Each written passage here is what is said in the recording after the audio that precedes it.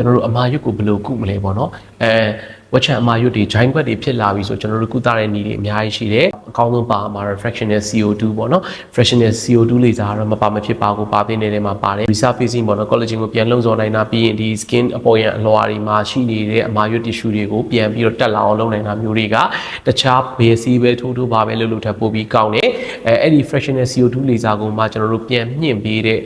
ပုံမြန်အောင်လုပ်ပေးတဲ့စီးရရှိတာပေါ့နော်အဲ့ဒါကတော့အရင်တော့ PRP တွေရှိခဲ့တယ်နောက်ပိုင်းမှာဆိုလို့ရှိရင် biostimulator တွေပြီးရင် regeneron လိုမျိုးတွေပြီးရင်အခုဆိုလို့ရှိရင် skin အမုံလေးတွေကိုပြန်ဖြည့်ပေးတယ်ကျွန်တော်တို့ reduo လိုမျိုးတွေပေါ်လာတာပေါ့နော် reduo ကတော့2016မှာပေါ်လာခဲ့တဲ့ဒီ collagen ရော elastin ရော